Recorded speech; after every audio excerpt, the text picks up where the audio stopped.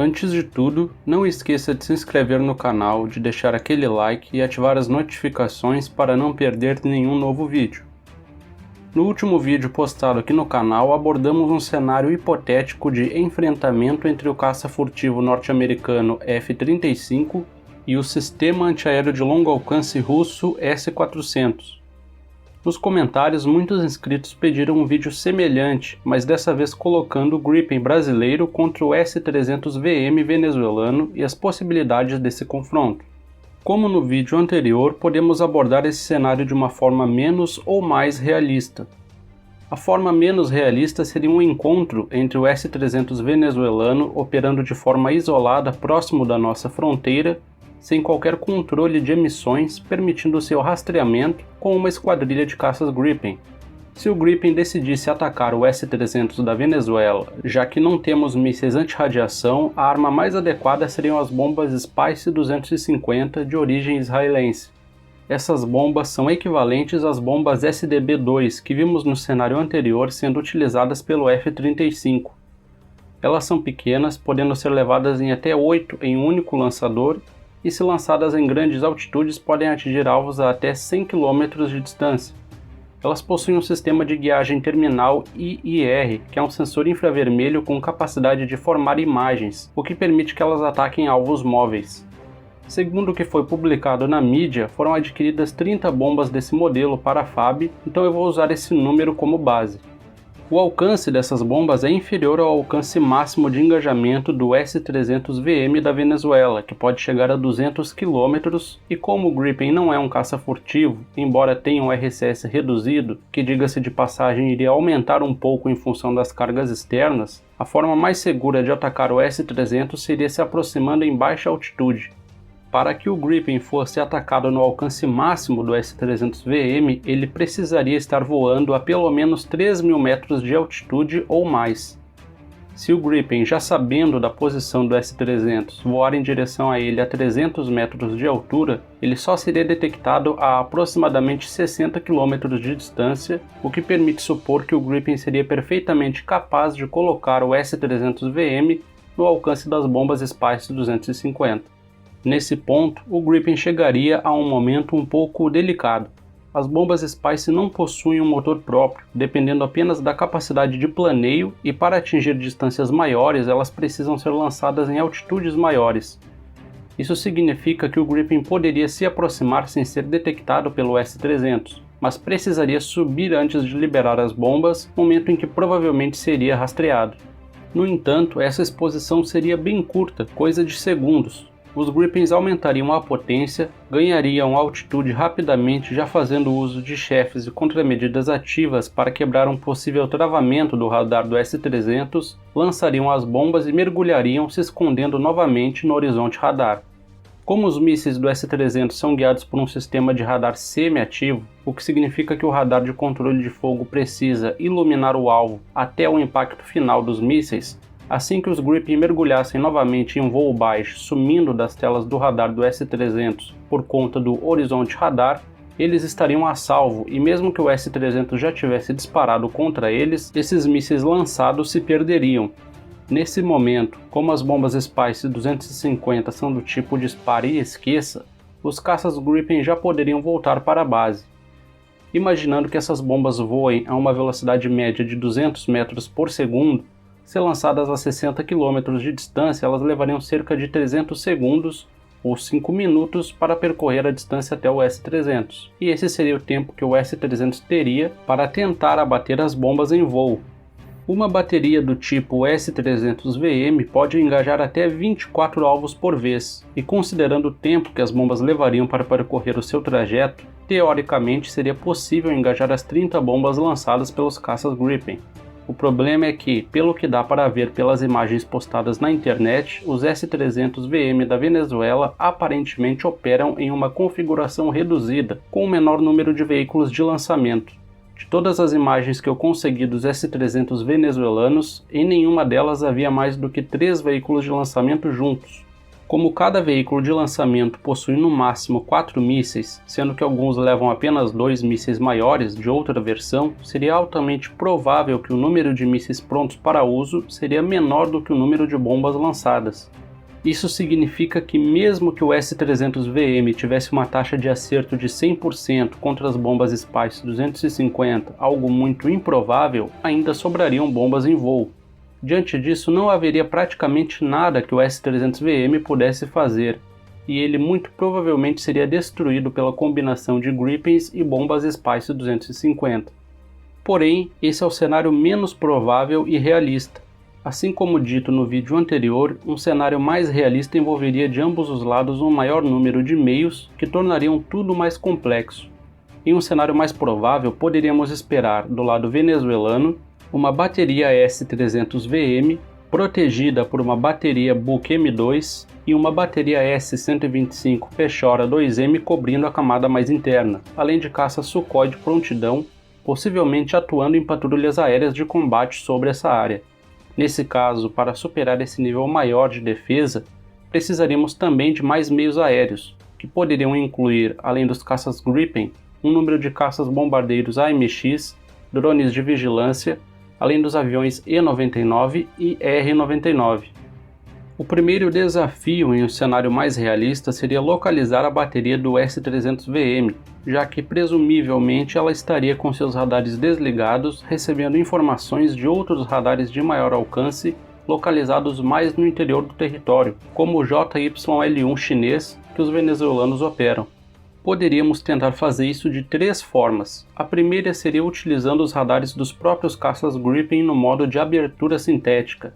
O radar, quando opera nesse modo, produz imagens do solo com ótima definição, podendo detectar, por exemplo, veículos blindados em terra. A segunda forma seria utilizar os aviões R-99 também nessa função. O R-99, irmão do atual E-99, possui um grande radar ventral capaz de operar também no modo de abertura sintética. Esse conjunto, no entanto, por ser mais volumoso e especializado nisso, certamente seria muito mais capaz nessa função que os caças Gripen, e possivelmente poderia detectar o S-300VM de fora do alcance dos seus mísseis. A terceira forma seria provocando as defesas com aeronaves, preferencialmente remotamente pilotadas, como um drone. Poderíamos mandar um Hermes 900 ou Hermes 450 em direção ao território inimigo, com caças Gripen mais atrás, voando alto e fora do alcance dos mísseis, prontos para rastrear e triangular a posição do S-300 assim que ele ligasse seus radares para engajar o drone. Dessa forma, porém, a perda pelo menos de um drone seria certa. Independente do modo, com a posição da bateria já conhecida, o procedimento seria o mesmo, uma aproximação em baixa altura. Poderíamos formar 2 grupos de aeronaves, cada um composto por 5 caças Gripen e um caça-bombardeiro AMX. Nesse cenário mais complexo, precisaríamos ampliar o poder ofensivo, então incluiríamos as bombas Spice 1000. A FAB adquiriu pelo menos 20 dessas que seriam somadas às 30 Spice 250 para saturar as defesas, totalizando 50 bombas divididas entre os 2 grupos de Gripens. A Spice 1000 é basicamente uma Spice 250, só que maior, de modo que seriam levadas em no máximo 4 por caça. Usaríamos pelo menos um caça-bombardeiro AMX em cada grupo de ataque, pelo fato dele ser homologado para operar o casulo de guerra eletrônica Sky Shield, então eles proveriam a escolta eletrônica do seu grupo de ataque. Os caças Gripen de cada grupo levariam também alguns mísseis Meteor para contrapor aos Sukhois em caso de necessidade. Mais atrás, bem fora do alcance dos mísseis do S-300, estaria o E-99 monitorando o espaço aéreo contra a aproximação dos Sukhois e repassando essas informações ao Gripen via datalink. Como no cenário anterior, cada grupo se aproximaria em baixa altitude, separados por alguns quilômetros de distância um do outro. Os grupos subiriam no momento em que os alvos estivessem dentro do alcance das bombas, ganhariam altitude rapidamente, com o AMX utilizando seus casulos de guerra eletrônica para interferir nos radares dos sistemas antiaéreos e radares dos caças Sukhoi que estivessem em patrulha, e liberariam as bombas Spice 1000 e Spice 250. As bombas se aproximariam de direções diferentes contra as baterias antiaéreas, enquanto nossas formações mergulhariam de volta para se esconder no horizonte radar e retornariam para suas bases. o tempo mínimo de exposição, somado ao uso de interferência ativa contra os radares inimigos, além da vigilância permanente do Z-99 contra a aproximação de Sukhois, dificultaria em muito um engajamento contra nossas forças de ataque. Cada bateria S-300 pode engajar até 24 alvos de uma única vez, embora no caso venezuelano provavelmente não estejam disponíveis 24 mísseis prontos para uso em cada bateria, por conta do número reduzido de lançadores. Essa bateria seria protegida por uma bateria de médio alcance Buk M2. O Buk M2 pode engajar até 4 alvos por cada veículo de combate, e os venezuelanos aparentemente formam suas baterias Buk com 4 veículos de lançamento, o que daria a capacidade de engajar 16 alvos por vez. Existiria ainda uma bateria S-125 Pechora 2M, que pode engajar 2 alvos por vez. Esse conjunto teria então a capacidade de engajar até 42 alvos simultaneamente, o que daria, em tese, a capacidade de interceptar as 50 bombas guiadas lançadas pelos Gripens, já que elas levariam cerca de 5 minutos de trajeto e os sistemas antiaéreos nesse tempo liberariam os canais de controle de mísseis conforme as bombas fossem sendo abatidas uma após a outra. Existe, no entanto, um fator que pesaria ao nosso favor. Essas 3 baterias operando juntas muito provavelmente não somam 50 mísseis prontos para uso. Os venezuelanos aparentemente formam suas baterias S-300 com 2 veículos de lançamento para mísseis 9M-83M, cada um com 4 mísseis, e um veículo de lançamento para mísseis 9M-82M, esse com 2 mísseis disponíveis, totalizando 10 mísseis por bateria. Cada veículo de combate das baterias Buk M2 leva 4 mísseis prontos para uso, e eles aparentemente formam suas baterias com 4 veículos, o que daria mais 16 mísseis. No entanto, cada bateria Buk ainda possui pelo menos 2 veículos de transporte que possuem 4 mísseis prontos para lançamento também, totalizando pelo menos 24 mísseis prontos para uso. Já as baterias Pechora 2M possuem 4 veículos de lançamento, cada um com 2 mísseis, totalizando 8. Esse conjunto todo, se eu estiver certo quanto às formações de cada bateria, somaria 42 mísseis prontos para uso, o que é menos do que as 50 bombas que poderíamos lançar. De qualquer forma, mesmo que eu esteja errado e o número de mísseis prontos para disparo fosse maior, ainda teríamos que considerar que eles não teriam uma taxa de 100% de acerto contra as nossas bombas. Então ainda assim, muito provavelmente o lançamento de 50 bombas Spice seria o suficiente para saturar as defesas desse conjunto da IADS venezuelano.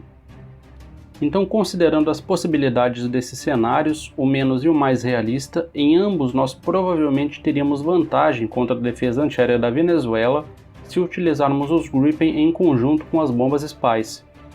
Esses cenários, no entanto, partem da premissa de que esses sistemas estão próximos da nossa fronteira, o que permite que o nosso voo em baixa altitude, fundamental para surpreender e colocar o S-300 dentro do alcance de nossas bombas, ocorra sobre o nosso território. Uma terceira possibilidade de cenário seria um ataque contra alvos em território profundo da própria Venezuela, e nesse caso a vantagem seria toda deles. Isso porque se tentássemos voar em baixa altitude sobre o território deles, poderíamos ter a ingrata surpresa da presença dos mísseis Igla-S, RBS-70, além dos canhões de 23 mm. Todos esses sistemas existentes em grandes quantidades e praticamente imunes à guerra eletrônica, por serem guiados a olho nu, laser ou por sistemas ópticos. Isso mostra a importância dos sistemas de curto alcance, que podem negar o voo em baixa altitude, forçando os caças a terem de se expor aos sistemas de médio e longo alcance. Dentro do contexto da terceira possibilidade, a de um ataque contra alvos em profundidade, para que tivéssemos uma melhor chance seria de fundamental importância uma arma de longo alcance, como o Mikla-BR, atualmente em desenvolvimento. Também seria importante para a FAB ampliar os estoques de bombas guiadas, especialmente a Spice 250, que pode ser transportada em grande quantidade por cada surtida. Uma opção interessante seria a versão mais nova, a Spice 250ER, que recebeu um pequeno motor que amplia seu alcance para 150 km e elimina a necessidade de lançamento em grande altitude, transformando-a na prática em um pequeno míssil de cruzeiro. Quanto mais bombas como essa tivermos, maior será a nossa capacidade de saturar qualquer defesa. Então galera, espero que tenham gostado do vídeo, continue nos acompanhando, não deixe de se inscrever no canal e até a próxima.